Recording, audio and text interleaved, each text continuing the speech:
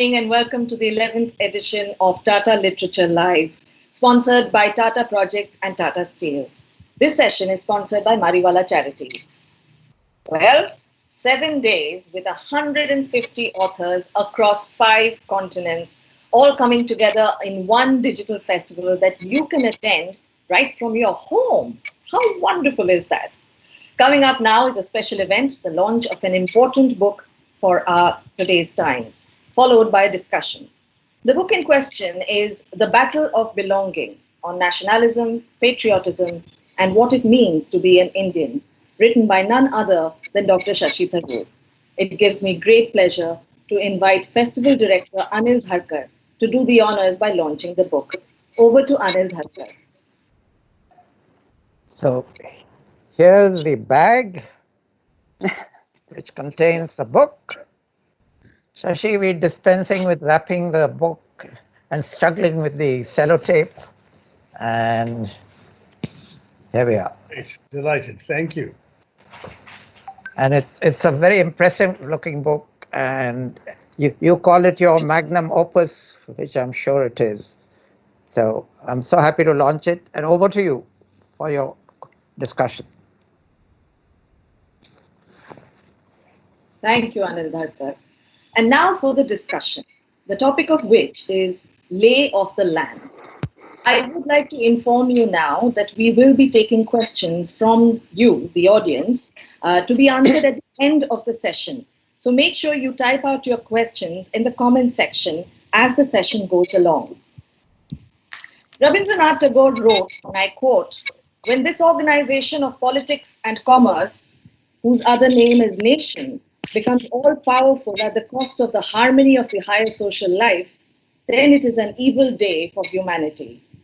To make sense of what it means in today's world, more than 100 years after Tagore spoke about it, on this session is Christophe Jaffrelot, eminent political scientist and author, who has been researching and writing on the politics of South Asia for the last 2 decades.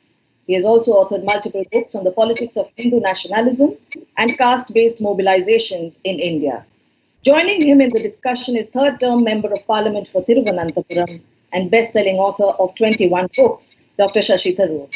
He has said earlier, and I quote, "Today's version of nationalism is narrow-minded and exclusionary." Chairing this session is Gargi Rawat, senior news anchor and environment reporter with NDTV 24/7. Over to the discussion. All right, thank you so much for that, Ratna. Now, Dr. Tharoor, first off, I'd like to ask, what made you write this book? What made you take this deep dive into these issues of nationalism, patriotism, and majoritarianism that we're seeing these days? Well, you know, Gargi, in some ways, the book is in many ways the culmination of a lifetime's thought, reading, and argument on issues of nationalism and patriotism. That, as I explain in the text, are not just theoretical or academic for me, but intensely personal too. And then, I also wanted very much to address the issue afresh. I had read many years ago and reread thinkers like Tagore and Orwell on nationalism. I hadn't read enough of the scholarship since my graduate school days, so that's something I needed to redress. But I also wanted to write something, as Tagore and Orwell did, that would appeal to the intelligent layperson and not just the academic, while not being so completely out of touch with the scholarship so as to be irrelevant to the academic. And then when the last 6 years happened, and we had words like anti-national entering our political discourse, and we had nationalism becoming one of the essential calling cards of the ruling party, I began to ask myself, how is it that, for example, my party, the Congress, which had been the original party of nationalism, has forfeited the very term and its meaning to other people who are now in power, who are actually not participants in the nationalist movement. Their intellectual and political forebears were not involved in the nationalist movement against the British. And so I said, here is an opportunity to reclaim the nationalist narrative, to make it very clear what nationalism is in the Indian context, emerging from the freedom struggle and enshrined in the Constitution, and to challenge what nationalism is sought to be reduced to by the present government, the present powers that be. And that, therefore, is precisely what I've tried to do in this book. It's a book that, on the one hand, is a personal introspection about nationalism and what it's meant to me and my family. Secondly, it's been about what the nation should mean to all Indians on the basis of what our founding fathers and mothers fought for and what our constitution has documented. And finally, it's an appeal to resist the steady encroachments of an alternative idea of nationalism that has been gaining ground in the last 6 years. So speaking of different ideas of nationalism, and you're going to have to do a lot more to change the narrative than simply write a book, you and your party. But tell us about the different types of nationalisms that you've spoken of in this book. You've talked about ethnic and civic nationalism. So what I've done is, Gargi, in the first 100 pages, I've discussed the theory, concept, and evolution of nationalism globally. And in that, I've gone into a brief typology of assorted kinds of nationalism. Scholars have identified anything from 8 to 14. I name 9 and describe them. But I say basically it all really boils down to one key difference. There are the various kinds of nationalism, ethnic, religious, linguistic, and so on, which are based on immutable factors, factors of identity that you acquire from birth. And the other kind of nationalism is civic nationalism, which is not a nationalism of identity, doesn't emerge from birth, and is instead a nationalism of constitutions and institutions. Some have disparagingly referred to it as subscription nationalism. Anyone can take out a subscription and join. But I say, yes, that's what's good about civic nationalism, because you don't have to be born into it. It is not a nationalism of the body, it is a nationalism of the mind. Now, in talking about these two kinds of nationalism, I attach importance to addressing the confusing issue to some of patriotism, because again, the nationalists have tried to don the Hindutva nationalists have tried to don the garb of patriotism as well. And I say, no, patriotism, it is a very simple conceptually, is about loving your country. It's the way you love your mother. It doesn't presuppose that you think she's perfect. It doesn't presuppose that you want her to be on top of everyone else to win all the prizes. It just means you love her because she is yours. You belong to this country. The country belongs to you. That's patriotism. And whereas nationalism is about allegiance to a flag, to a state, to a territory, to a border, to very often to a desire to aggrandize that idea at the expense of others. And nationalism in that form often ends up being aggressive and assertive. So I've written in a sentence in the book that both sides of people are quite prepared to sacrifice their lives for their country. But while a patriot is prepared to die for his country, a nationalist is ready to kill for his state. And that, to my mind, is a very, very different kind of concept. Now, as far as civic nationalism is concerned, I believe that's what the Constitution gives us. It tells us that irrespective of what your religion is, your caste is, your language is, the color of your skin is, which part of the country you were born in or live in or whatever, that if you are a citizen of India, you are entitled to the same rights as everybody else. And that civic nationalism is now being seriously threatened and indeed daily undermined by both the legislative actions of this government and parliament, like the CAA last year, and by the political practice of the ruling party, which I've gone into in some detail in the book as well. Right. About the patriotism and nationalism, I found it interesting that you talk about how patriotism is less toxic than nationalism. But Professor Jaffrelot, I'd like you to come in here and talk about the different types of nationalisms, what Dr. Tharoor is talking about, and why is the civic nationalism not as perhaps attractive or appealing to many as is ethnic and religious nationalism? Well, this is an issue the whole world is facing, really. This decline of universalistic values and the rise of national populism. This is something the US, Turkey, Brazil have also encountered, and the list is longer. Now, let's return indeed to this typology that is so relevant, so topical today. And to understand what it is today, we have to go back to history. And I would like to return to the two founders of two ideologies, in fact, Savarkar on the one hand and Mahatma Gandhi on the other hand. Because That's the only way to understand what is at stake, really. Savarkar, in his book, Hindutva, Who is a Hindu, gives indeed an ethnic definition of the nation that is based on three criteria. Of course, language. Sanskrit is the mother of all the languages, and therefore Hindi should be the only language of India. The secret territory is another dimension. Punya Bhumi. India is not supposed to be for everybody, but only for those who worship a territory. And last but not least, something we tend to forget, race. It's a racial definition of the nation. You know, Savarkar says, and I quote, the Hindus have in their veins the blood of the mighty race incorporated with and descended from the Vedic fathers. You know, this is a very interesting and completely understudied dimension of the problem. These ideologues do not believe Hinduism is a religion. They believe Hindus are a people. And this is exactly why they are so close to Zionists. Zionism says the same thing. Judaism is a religion, but the Jews are a people. And the result is that Israel is an ethnic democracy with second-class citizens by definition, because there is only one people. And you know what is so interesting is that Savarkar said it already. Nobody noticed that, but he said, no people in the world can more justly claim to be recognized as a racial unit than the Hindus and perhaps the Jews.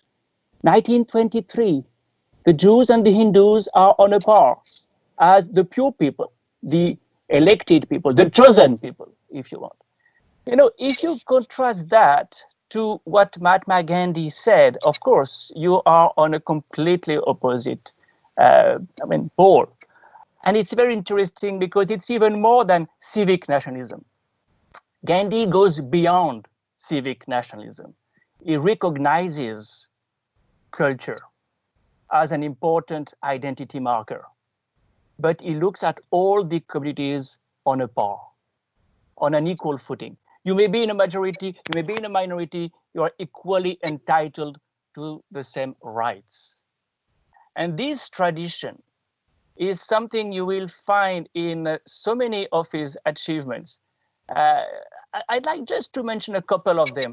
Now, who was the first Indian congressman to say vernacular languages should be spoken in the Congress party and not English? Mahatma Gandhi. He redrew the man who has created the map of India today is Mahatma Gandhi, because the map of the Congress was redrawn by him in the 1920s.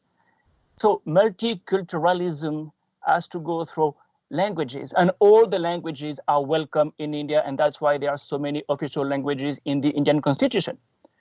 Similarly, he was at the helm of the Khilafat movement, considering that to defend the faith of the Muslims was equally important for him in his Ganga Yamuna Tehzeeb. You know, this is the point I want to make the most forcefully. With Gandhi, you have a definition of India as a civilization, not as a nation state. And that's the genius of India, to be in a position to bring together people with different cultures, but you recognize them as equally good as yours. And mind you, who was the man who made Shyam Prasad Mukherjee a minister in Nehru's government? Mahatma Gandhi himself. He was not for a Hindutva Mukt Bharat. He was for everybody to be part of the government of India. Who made Dr. Ambedkar minister in Nehru's government? Mahatma Gandhi again. So this is exactly what you see as the most contrasting, I would say, opposite of Hindutva. And that's why he was killed. He was killed the same way Rabin was killed. Rabin was not killed by a Palestinian. Rabin was killed by a Jew. I mean, it's absolutely incredible, Dr. Tharoor, if you think about the ideas, the lofty ideas our freedom fighters had when they won our freedom, and the idea of India that they had at that time to the idea of India that is being pushed right now. So what would you say about what kind of an idea of India is currently being pushed here? Well, I think Christophe has given us the right entry point to that question, Gargi, because if you look at Savarkar's writing in 1922-23, Essentials of Hindutva and his book called Hindutva, the essential ideas were current around the globe at that time, and that was very much, as Christophe said, race theory. It was exactly the time that other countries were waking up to racial theories, racial superiority, the fascists in Italy, the Nazis in Germany, equivalent movements elsewhere, were all discovering their race and saying their race was superior to everyone else. And essentially the Hindutva ideology, it seems to me, sprung out of the same currents that were fashionable at that time. 20 years later, it was out of fashion in Europe. It was gone. It was defeated in the Second World War. But it stayed undefeated, but marginalized in India until it grew and grew to become what it's become. Another point that Christophe partly alluded to is this notion of Hindus as a people. In fact, not just Savarkar, but Golwalkar and subsequently Deen Dayal Upadhyay, who have written in very, very great detail about the idea of the Indian nation. They both argued that the fundamental flaw with the Constitution of India was precisely that it assumed a territory called India and was written for all the people on that territory.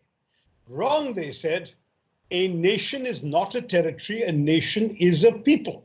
And the people of India are the Hindu people. Therefore, the Constitution should have been written for the Hindu people and should have enshrined the Hindu Rashtra. Now, this idea was the exact opposite of the idea enshrined in the Constitution, which, as Christophe says, comes from Gandhiji, though not arguably not only Gandhiji, because if you read the Constituent Assembly debates, I would say that a lot of these issues were thrashed out. There were people who suggested, for example, making Hinduism a state religion. There were people who said that Hindus should have special prerogatives in India. And the overwhelming sentiment in the Constituent Assembly in the course of debate and coming to conclusion was against that idea. And so civic nationalism, as I applied to India, and I agree with Christophe when he says that India is also a civilization. I discussed that in the book where I talk about the whole notion of Indic civilization, which has become, as Gandhiji would see it, a very capacious, inclusive thing. But civic nationalism also derives from the consent of citizens to participate in a free and democratic society. So it's based around core tenets of representative democracy, freedom of expression, constitutionalism, liberal democratic institutions, and voluntary participation in civic society. And this is what our Constitution guarantees, you see. So to my mind, if you look at the role of all of these institutions, representative democracy and liberal institutions, provided for in the Constitution, then you will understand my alarm at how these have been diluted and undermined in the last few years. Because to my mind, the civic nationalism of the Constitution best safeguards individual rights, and of course it is essential to promote and protect it, whereas Hindutva nationalism is unfortunately exclusionary. So the Constitution defines an inclusive, all-encompassing nationalism, civic nationalism, and the Hindutva movement seeks to exclude people based on various immutable aspects of their identities, including things they really can't help, like the religion they were born into, the language they grew up speaking, the caste they may have, the color of their skins, and so on. So it's a kind of ethno-religio-linguistic nationalism. Hindi, Hindutva, Hindustan, you know? That is the nationalism. And I think it's fascinating that you're talking about how they were debating this 70 years ago, our forefathers, the founders of our country. And today we're right back there. It's a little horrifying as well and fascinating that again we're discussing those same issues, Hindi, Hindu majoritarianism, beef eating, etc., etc. What has the role of economics been in all of this, the rise of nationalism? We would have expected a world moving more towards globalization. However, we're moving back further into nationalism. Dr. Tharoor first. Well, I think the rise of nationalism, Christophe is the authority. He's written a couple of very good books on it, so you should listen to what he has to say about Hindutva. But on the economic factor, I'll simply say that obviously two factors came in. One was economics. We were a relatively poor country with a lot of people in a participative democracy clamoring for different slices of the pie. And therefore, inevitably, some politicians arose who wanted to ensure that their people got a larger slice of the pie and other people got less. So that's the extent to which economics or resource distribution played an important part in this kind of divisive nationalism. And the other thing has been the increasing competitions politically around identity. You see, initially, the nationalist movement, by converting itself into a political party, became a very big tent. The Congress claimed and did actually reflect everyone's interests. Didn't matter if you were upper caste and lower caste, Brahmin or Dalit, Muslim or Christian or Hindu or whatever, a South Indian, North Indian, everyone had a place in the Congress party, and the Congress party was a huge tent. But then, inevitably, that began to founder. And from 1967 onwards, you have various interest groups breaking away. First, the so-called SVD governments, the Samyukt Vidhayak Dal governments in 67 onwards, and then, of course, the splintering off of the Congress in various directions. So then what you had was a number of parties all subscribing broadly to the same Congress ideology and wondering how to differentiate themselves, and they choose identity to differentiate themselves. So you had parties that represented particular castes. You had parties that represented particular interests in particular states. You had parties that spoke of regional pride in their own language, Telugu Desam, DMK, ADMK, etc. You had parties that simply broke off from the parent party for organizational reasons, if you like Trinamool Congress in Bengal. And all of these things created a number of sub-identities, which led the BJP as party tacticians to say, wait a minute, instead of competing to put together a majority from a whole bunch of minority identities, why don't we actually try and organize the majority? Because even if we get half the Hindus in this country, we'll win every election. It took them a while to do that. The Ram Janmabhoomi movement was a mobilization of that sentiment, the narrative of imagined grievance, of so-called Muslim appeasement and the ways in which they claimed Hindus have been discriminated against. All of this fed into that feeling, and increasingly they have managed to go from the 2 seats and about 7-8% of the vote that they had in the 80s all the way up to the 31% of 2014 and the 37% of 2019.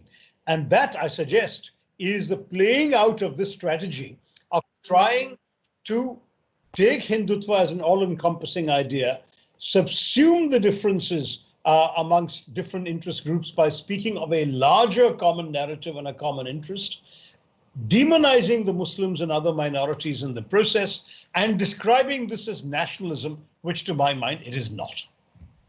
Right, Professor Jaffrelot, if you could come in about this rise of Hinduism. We love to talk about India and the pluralism that is an idea of India that many of us have. However, Hindutva, the way it's risen in recent years, has seemed very appealing. Are we therefore a bigoted people? Are we a people to whom these ideas appeal a lot more than the ideas of civic nationalism, the ideas of our founders?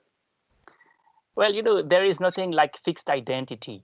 So you are not a people of that kind or that kind. You are a people in the making always. And the making and the remaking of identities is what is interesting. In this particular case, I would say there are 2 other factors for explaining the rise of the Hindutva saffron waves, so to speak. One is, for me, it's a counter-revolution. There is a social subtext to the whole story. It's a sequel or a reaction to the rise of OBCs and Dalits in the 80s and 90s. When you have the Mandal report implemented by VP Singh in 1990, you have as a response the Rath Yatra almost immediately, not by chance. The idea was, we need to bring together a majority. This is why we speak about majoritarianism at the expense of subgroups. But who was the architect of this? The Sangh Parivar that has always represented Savarnas in the first place. So you have an elite reaction to the risk of being dislodged from the position of powers. And this risk was very clear. 1989, Mulayam is Chief Minister of Uttar Pradesh. 1990, Laru is Chief Minister of Bihar. You go by the mid-1990s, all the Chief Ministers of the Indie Belt come from the OBCs. And then you have the BSP coming up. something had to be done. You had to find an identity that would allow to tell the rest of the people, forget about your caste, forget about your class, feel as a Hindu first. And they were very lucky in a way to have a wave of Islamist attacks on which they could cash in, on which they could really capitalize. That's one series of factors. The other one is RSS was founded in 1925, and for so many decades has developed a network that has penetrated almost each and every institution in India. And it made it much easier when the fruit was ripe to collect to harvest and somewhat use the most popular chief minister that the BJP ever had for winning the elections. This series of three factors, counter-revolution vis-à-vis OBCs and Dalits, rise of Islamism in the region, and then the long process of infiltration of all institutions in India. I think you have the other factors for explaining the hegemony, because you can use the words today, of Hindutva in India. All right. And why is Islamophobia so, endemic or so important for the rise of Hindutva and other minorities, Christians as well? Why do we, see so much of hatred? And it seems like, you need to subjugate one to sort of feel better or have a appeal to more and more people. Even Pakistan, I don't think we've spoken so much about Pakistan in these last 6 years than I've perhaps ever spoken in my entire life or thought about Pakistan. Well, this is why the big companies for PR are paid, no? They are supposed to instill fear. Fear is the main recipe for creating hatred. You have first to make people fearful of the other, and then the other becomes almost dehumanized. And from there, you go to anger, from fear to anger. And the anger is, how can I be so fearful of the other in my own country? So you have to react, and the instrument of reaction, of course, will focus on the small numbers. It's much easier. It's much easier to attack those who are in a minority, but who are in any case in a substantial number and part of something you can say transnational. You can argue that there is a transnational Islamic network. India is not part of it. There are so few Indians in each and every guerrilla welfare across the world. Almost no Muslims from India in Afghanistan, almost no Muslims from India in Syria, but still, you can argue on the basis of few examples that there is a risk, and therefore you can articulate fear and ripe the benefits. All right, Professor Tharoor, Dr. Tharoor, you also talk about historical revisionism in your book, and these false narratives. And tell us a bit about that. Well, I think this historical revisionism is actually harmful because it is pushing false narratives of the past, essentially to disguise failures of the present. As I've written in the book, Hindu nationalist reinvention of history is actually not anchored in a reverence for the past, but it's in their desire to shape the present by reinventing the past. And of course, we know that much of this cultural war has been played out through educational textbooks, school books in particular, because state governments can tamper with them, and they've shamefully become tools of political indoctrination. Challenging the partisan reworking of educational curricula would be an indispensable step in my mind to combating the spreading of disinformation in schools, creating generations of critically thinking adults for the future. And we really need to work on that if we want to save our country, save its appreciation of its own past. I mean, I'm perfectly happy to embrace alternative views of the past, but not to have frankly, a falsified view thrust down my throat. And we've seen this all the time on various issues. And I was moved to argue in Parliament when the Home Minister, in debating the CAA, actually claimed that this was entirely because Congress, as he put it, had partitioned the country on the basis of religion. And I said to him, this is Jinnah's logic. We never accepted the logic that religion should be the basis for nationhood. We actually have always said, when Pakistan said we've created a state for Muslims, India consciously and deliberately refused to accept that logic, did not say that what remains is a country for Hindus. It said our nationalist movement has been for everybody, and the country we've created and we're writing a constitution for is going to be for everybody. And that fundamental difference is what the Home Minister and the government have essentially tossed aside in their advocacy and promotion and passage of a Citizenship Amendment Act that excludes one religion. Because they're basically saying Jinnah was right. And so Jinnah has a country for Muslims. We'll have a country, initially they said for Hindus, and they said for non-Muslims, but that ultimately buys into the same logic that we've rejected. So it's important to keep reminding people what history actually gives us. There are so many other distortions. The way in which a party which has descended from the very elements, the Hindu Mahasabha and the RSS, that chose not to participate in the freedom struggle, that actively collaborated with the British. In fact, the Hindu Mahasabha actually accepted positions in governments when the Congress leaders were in jail in the Quit India movement, and it accepted these positions in coalitions with the Muslim League. And now for this party to talk about 7 saal ki qurbani and all of this, I mean 70 saal ki qurbani and so on, as the Prime Minister did, I find this quite extraordinary. But it's partially because they're capitalizing on people's ignorance of history. Everyone fed history by WhatsApp University. And social media. In fact, I want to, how the role social media has played in this, this new idea of India, this new sort of nationalism that is being promoted. The other day, I unfortunately took a deep dive into what people were saying about Nathuram Godse on Twitter, and it was absolutely horrifying. And so, yes, tell us about the role that you've seen that social media has played. There's so much toxicity there. Well, as you know, Gargi, I have a number of pages in the book on the subject because it's actually been a very vital instrument of propagating these ideas and this level of bigotry. Social media has so many advantages to people. First of all, you organize and reach people both in a targeted way and in a mass way. Second, you are able to feed them your version of reality. Third, because of the ways in which some social media are organized, take WhatsApp, for example, you create targeted groups. And you are able to identify what messages work best with what group, and you bombard them with those messages till they're incapable of thinking differently.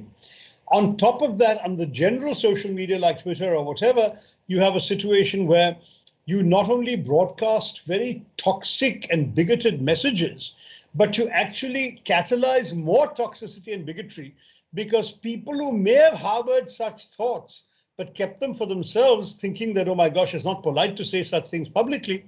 Absolutely. They now feel emboldened, saying, oh, other people are saying it, I'll also join in. And so they feel emboldened and they start saying really, really vicious things too. So all of these ways have come in to do the enormous damage that social media is capable of doing. Now, ironically, I come out at the end saying social media is still more of a blessing than a curse. It's a curse in all these ways, but any good thing can be misused if you use it wrongly. And obviously, a drunk driver in a car killing an innocent child on the road, you're not going to ban cars. So we shouldn't ban social media. We just have to try and promote ways in which social media can be used more responsibly. But above all, we need to educate our citizenry. That's why I talked about educational curricula being reworked, because if we can only educate people to recognize fake news, to check fake news, to go back and look at things they see in the media and have reliable places they can double check whether they're true or not before they repeat them. That's the kind of culture we need to encourage, and we're not doing enough of that at all. I think we should actually enlist some of the social media companies to help us educate people, to offer courses and modules free in all our schoolrooms and classrooms around the country. And not just, by the way, about politics, even things like sexual exploitation of children and so on. Our kids are so vulnerable when they're out there. They don't know how they can be entrapped. And I think we need to now spend some time and energy invested in actual education and how to use social media. But that's not discussed in my book. It's a side thing, but since you asked, I thought I should answer it. Absolutely, yes. Education is one of the ways perhaps to counter this narrative that's being created. And Professor Jaffrelot, also, we've been talking about Hindutva, and if you could talk about Hindutva and Hinduism, because a lot of times these days it's sort of being, people like to suggest that the lines are blurred and Hindutva is Hinduism, but it is very different. Oh, definitely. One is an ideology, the other one is a civilization. So you can't confuse both. But let me return, if you don't mind, to this media question, because I think it goes beyond the social media. Indian television has played a very toxic role as well, and especially at the time of election campaigns. What I find fascinating is the absence of regulation, making money the main instrument for winning an election by saturating the public sphere, irrespective of any kind of, you can say, fairness. So electoral bonds enabled the BJP to spend something like $3.5 billion in this election campaign. How can you compete with that? And how can you call this a free and fair competition? We have now a kind of, you can say, competitive authoritarianism or electoral authoritarianism, but to qualify that as a democracy becomes more and more difficult. So we have an ethnic democracy / illiberal democracy in the making. The most surprising thing is that everybody pretends as if it was business as usual, and think tanks don't think anymore. We don't see them addressing these issues. Where are the I would say, conscience of the nation, who will be in a position to say, hey, is this really what we want to as a democracy? For how long will opposition parties compete and contest elections in this framework? We may have a reflection on this, and I don't see it really in India or abroad, for that matter. Right, Dr. Tharoor, in fact, yes, if you talk about the media, we have, if you talk about what nationalism really means, now you have your, nationalistic media, and then you have media that's considered anti-national, and it's become such that if you question the government or point out any sort of shortcomings, any wrong steps, you're considered anti-national. I would expect that a media that points out, things that are wrong and in the hope that they get fixed should be considered to be doing their duty and for the country and nationalistic, but that's not so. But you're so right, because this conflation of party with government and government with nation is doubly wrong, and it's wrong all the more when criticism, legitimate criticism in a democracy of the ruling party or the government is dismissed as anti-national. That shows not only a profound arrogance on the part of the ruling party in equating themselves and their interests to the nation and national interests, but it also, frankly, deeply vitiates our democratic practice and, of course, undermines the civic nationalism that I was talking about.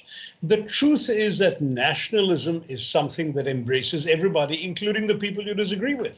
And to disagree with the government, I've written somewhere that, patriotism is supporting your country all the time, but your government when it deserves it. It doesn't mean that you would support your government all the time.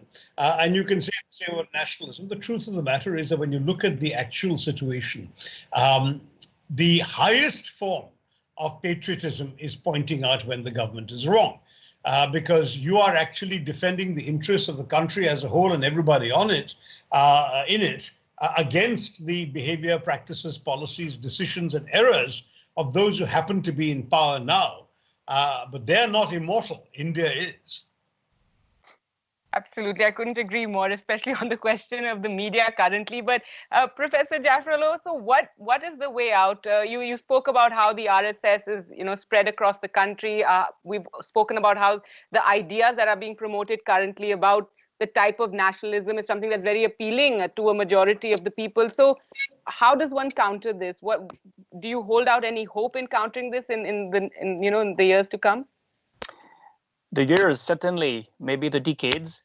The question really is, what is the antidote to this kind of majoritarianism?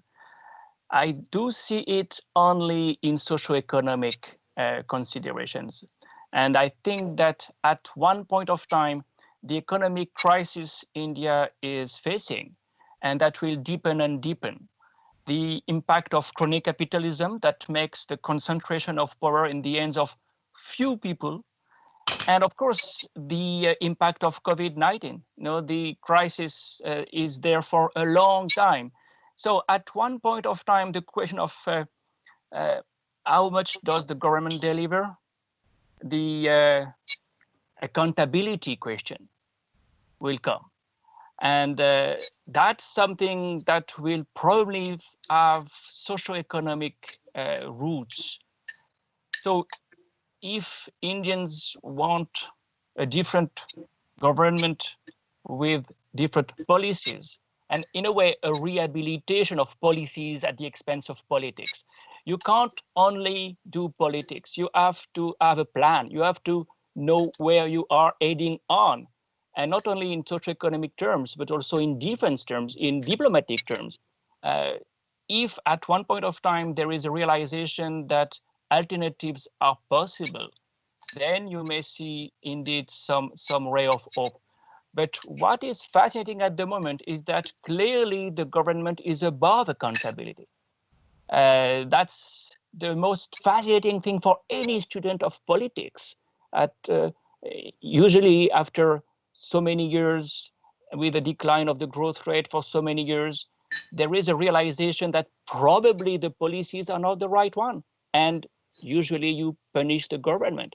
But clearly this government is above this notion of accountability, which is indeed a magic kind of practice that in fact makes me think that Max Weber, the German sociologist, was right when he defined charisma. Charisma is not good or wrong. The charismatic leader is not necessarily Mahatma Gandhi. The charismatic leader is just exceptional. And he may be exceptional for many different reasons, including Balakot strike, including demilitarization. Wow, he did it. And if he did it, he must be really a strong man. If the strong man is above our understanding, he has charisma, and therefore he is above accountability up to a point, and for some time only. That's my response. Well, I think here we come back to what we were discussing earlier about the media, because nobody's telling anybody about what is going wrong, and on social media as well, anybody who does talk about these sort of issues is called out and trolled. That's something that we're seeing a lot these days. But Dr. Tharoor, your views on this? How does one counter this? How does one bring back this idea that you were talking about civic nationalism? How does one popularize that in the face of what Professor Jaffrelot just spoke about? Okay, so those are two questions really. On the first one, reacting to Christophe, let me just say that the truth is that everything is said is valid, but it should have happened in 2019. I was asking myself, why would a young man in UP who voted for Mr. Modi in 2014 in the expectation of getting a job as a result, vote for him again 5 years later when he still doesn't have a job? Well, he did, and that is the mystery that I'm looking forward to political scholars like Christophe Jaffrelot unraveling, because essentially large sections of the Indian electorate, particularly in northern India, voted against their economic self-interest, or at least, let's put it this way, did not vote in their economic self-interest. Traditionally in India, if the government of the day hasn't helped improve your life, you vote them up. Anti-incumbency is sort of the basic golden rule of Indian electoral politics. And yet, what happened was that nobody bothered, or no, I shouldn't say nobody, but 37% of the country, spread particularly across the Hindi-speaking heartland, happily voted for a party that had not delivered jobs, that had delivered already then record levels of unemployment, where every single industry was in decline or in collapse. All this pre-COVID, mind you, and where demonetization had cost lakhs of jobs, shut down micro enterprises, and even cost lives. And despite all of these setbacks, the BJP's nationalist appeal is what helped it win. Of course, linked with a few other things, there was the microeconomics. They didn't solve any of the major economic problems, but when they built toilets, even if 65% of them didn't have any running water at the time of the elections, when they gave cooking gas, even if nobody could afford refills on them, when they did all of these things, people started saying, at least the government is doing something for us. And that message was exploited absolutely to the hilt by the BJP government. So On the first part, I agree with economics with Christophe Jaffrelot that economics would be a very significant factor in actually ensuring that as far as this kind of dysfunctional politics is concerned, that it will actually subside eventually, because economics is bound to prevail. But I think in terms of the short-term calculations of the present media managers of the BJP and the political tacticians of the BJP, this is not going to harm the present leadership. They will be able to continue spinning nationalist narratives and national security narratives and border issues and national pride and the 56-inch chest and all of these things in order to get the votes that they feel they need to survive. And eventually, when economic reality catches up with them, then they may well be past it and not care anymore. So that's the first part of the question. On the second part of the question about civic nationalism, I would say to you, Gargi, that to my mind, this is in many ways the most essential plea of the book, which is that you really need to mount a very serious effort to actually fight this back, because ultimately in our country, the ethno-religious linguistic nationalism of Hindi, Hindutva, Hindustan would end up denying India to many Indians, a situation that no true Indian patriot could ever accept. And so for me, what is absolutely indispensable is that we fight to remind people of what our constitution is about, how it evolved, what it actually is trying to accomplish for the lives of all Indians. And at the same time, what we try to do through this is to remind people that they have rights, they have institutions, they have the voluntary choice to participate in all of this process and to reject those who would seek to undermine it. I know it sounds excessively theoretical. In the book, I've tried to get it down from theory into the ideas in very emotional terms of little local patriotisms, of the kinds of things we love about our neighborhood, about our family, about our state, about our language, about our music, indeed about our religion too, provided we acknowledge that our collective nationalism is made up of all these little patriotisms, which collectively give us a secure identity as Indians. That's the civic nationalism that I believe I'm trying to fight for, both in my politics and in my writing. And at least if I can contribute to the intellectual appreciation of this, that will be something that I've done, whether or not the politics makes the headway that I believe it deserves to. Well, the politics is what's needed right now, and hopefully people will get off social media, off Twitter, and actually read your book, get off WhatsApp and actually read your book. But I've asked many questions. We have to open up this session now to many people who are viewing it right now. Ratna, I believe you have many, many more questions there.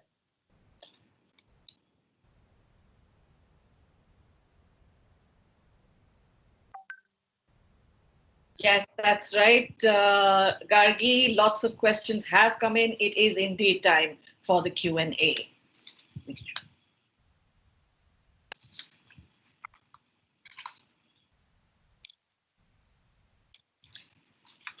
All right, so the first question that has come in is from Kumudeni Devi Krishna Bangera.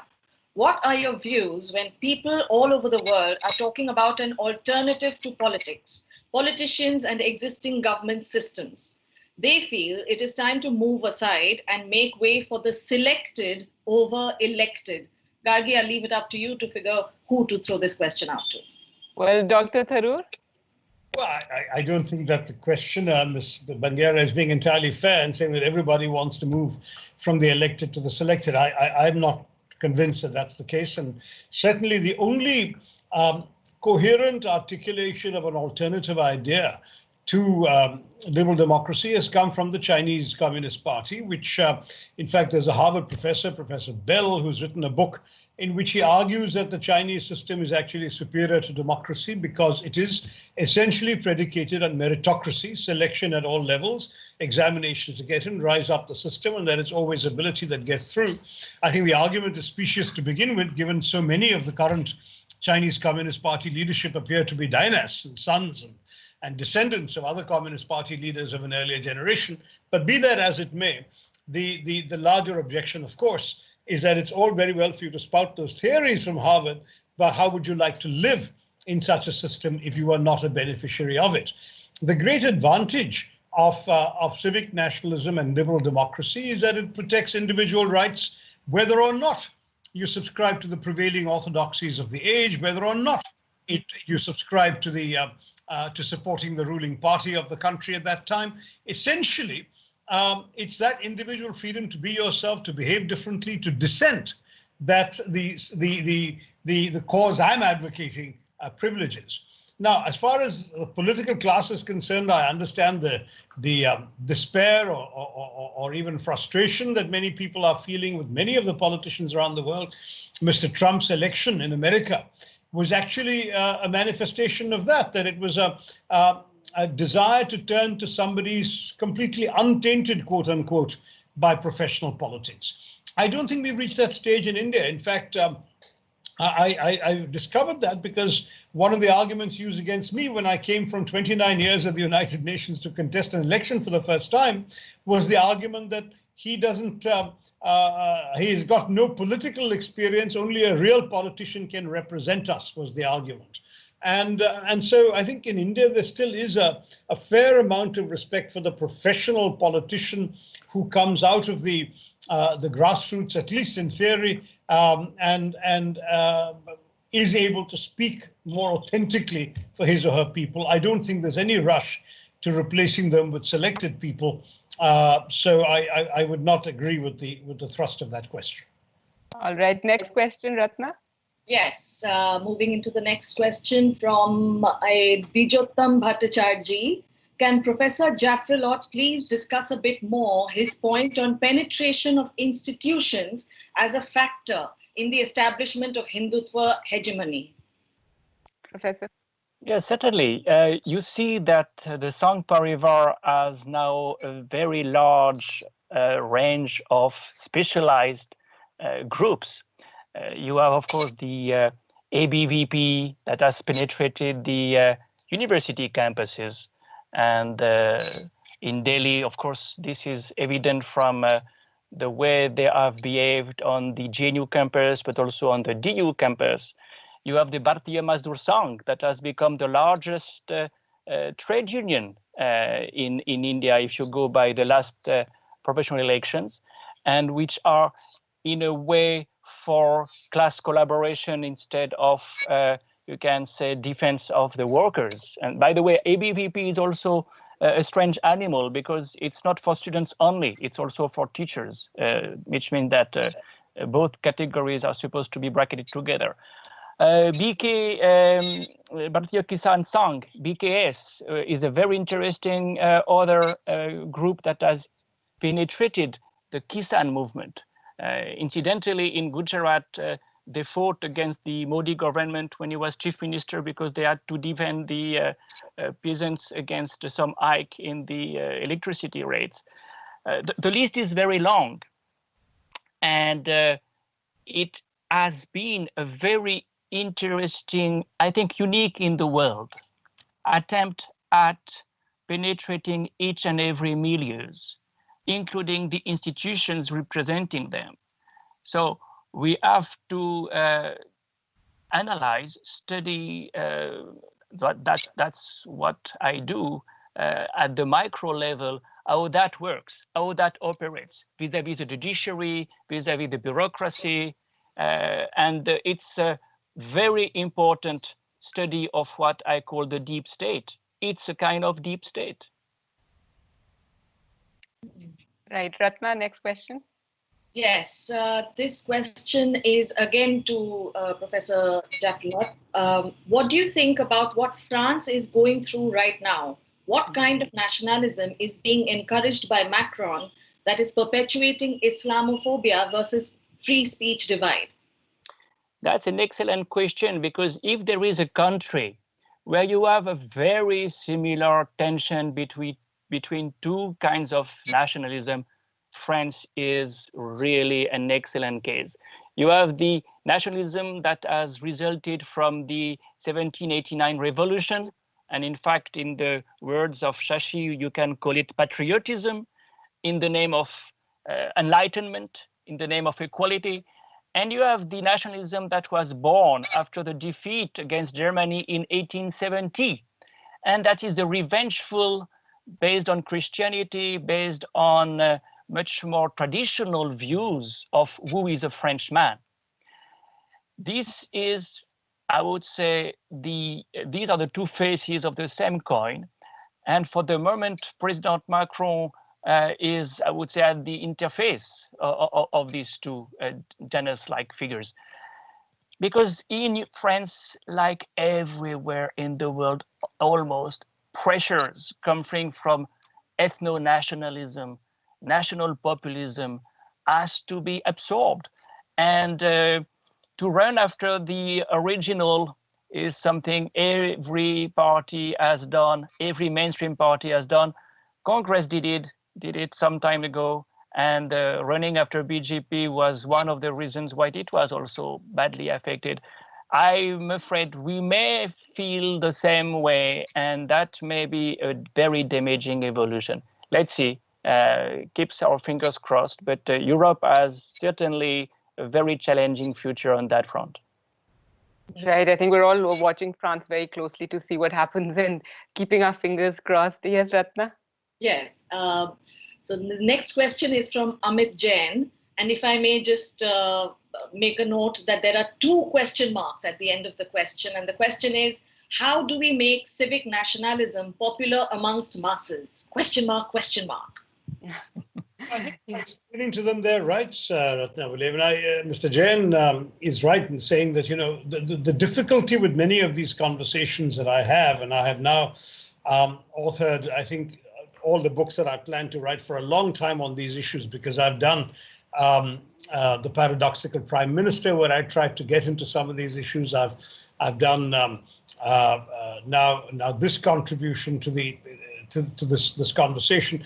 I have perhaps tried to articulate these issues at an intellectual level, whereas the need of the hour, I agree entirely, is to translate them into mass appeal ideas. And I would essentially believe that it's the job of all of us, certainly all liberal politicians in the Congress Party and in the other parties that share this view, to go out and explain to people that what we're telling them is actually not just in their interest, but it's their rights as well. I think that perhaps what has not sufficiently been done, and I can blame every government since 1950, is to inculcate in people at the ordinary village, rural level, an awareness of what the Constitution offers them in terms of protections, in terms of rights, in terms of freedom. And as a result, very many people are susceptible to this alternative view because they don't understand that it's the alternative view that's heretical, rather than that being the actual paragon of national. I've got a section, for example, on this whole Bharat Mata Ki Jai controversy. You know, there's no problem saying Bharat Mata Ki Jai if you have no problem with it. But if you do have a problem with it, for whatever reason, and indeed some Muslims, not all, feel that it is against their faith and the principles of their faith to deify the nation as a mother goddess, and therefore they say, we'll say Jai Hind, we'll say Jai Bharat, don't make us say Bharat Mata Ki Jai. I believe, and I think the Constitution makes it clear, that they have the right not to say it. They have the right to remain silent when others are saying it. But for the ruling party, they point a finger and say, you are anti-national. Now, that is, to my mind, something that they're getting away with. And in fact, we even saw the Maharashtra Assembly expelling an MLA for refusing to say it. That shows that there is a level of basic education in constitutional rights, duties, freedoms, privileges that needs to be done. And Nehruji tried in his own way, in his sort of very tutelary, almost professorial lectures to audiences around the country. In fact, I've quoted his passage on Bharat Mata Ki Jai, where he explains to the public that Bharat Mata was not some goddess far away, it was the people. And he was saying, when you're saying Bharat Mata Ki Jai, you're actually speaking about your own victory, this kind of idea.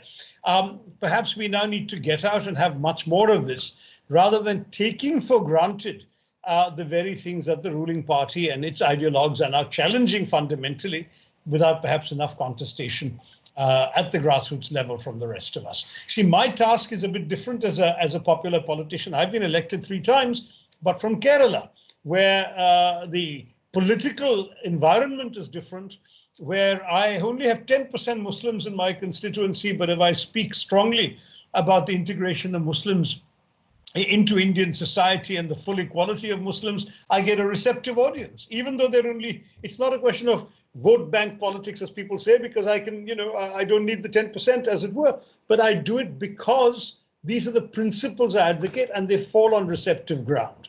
When some of my party colleagues say, well, it doesn't fall on such receptive ground in some parts of northern India, that's where our challenge is, and we need to go out and educate people so that we can create a greater climate of acceptance for these very foundational ideas of what India is all about. Right, though your party has been accused of, playing the soft Hindutva card sometimes. Ratna, I think one last question we have time for. All right, we will go for one last, which is from Sumita Rai. She asks, what explains the lure of Hindutva-style ethnic nationalism to a section of India's intelligentsia? Apologies for that, Dr. Tharoor. Well, I'm happy to defer to Christophe again because he studied Hindutva and its appeal, and I'll add a closing word once he's finished. So let me defer to you, Christophe.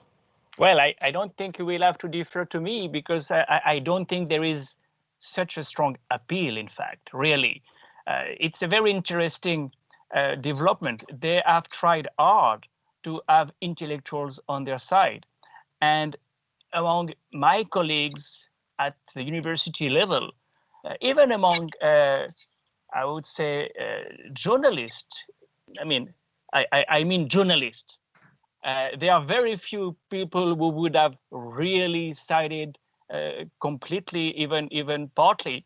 That's the black hole, really. Where are the Hindu nationalist intellectuals? Most of the writers, authors, teachers are either on the fence and may regret to remain on the fence. Though I think they were also asking about, the middle class, upper middle class, among the rich, that's different. There's a lot that's of support different. for this sort of nationalism. No, that's different. That's not the intelligentsia. Was the question about intelligentsia? Was it about... yeah, well, if you look at the middle class, certainly that's the core group, and that takes me back to my interpretation. Post-Mandal India is a different India. It's an India where the rich, the middle class, the urban middle class feels threatened and therefore regrouped. And 1991 is a very interesting election because it shows that in UP, in the role of the Indie Belt, where the OBC movement is strong, BJP has become the upper caste party and Congress has lost the upper caste to the BJP. And that has not been, that has not changed.